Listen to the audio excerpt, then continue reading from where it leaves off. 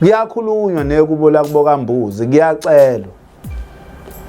Kufana noma imbuzi uyibusisa ngamanzi abusisiwe awuvela uyithele nje kodwa usuke ukhuluma bese uthi ngawe emphefumulo, ngawe gazi, ngawe luboya, ngawe ukhuluma naso sonke isitho sembuzi siyokucelela kulento ofuna yenziwe.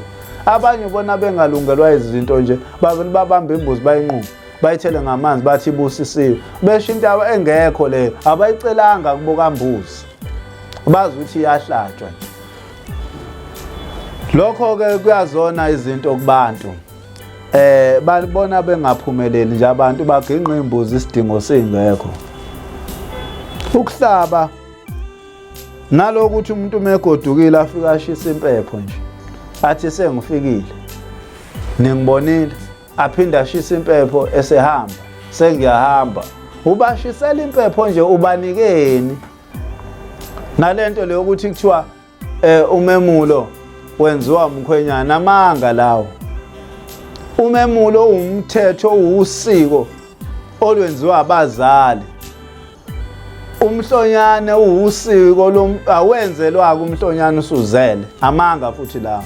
Umhlonyane kusuke kuusiko lokubonga lokukhulisa ukuthi ungene esigabeni sokuthomba lapho uphucwa khona ikhanda.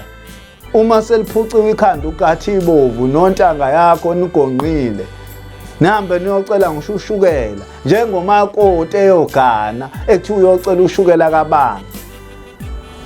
Manje kakona umkhuba loyo usiko luphelele nje olwasendulo.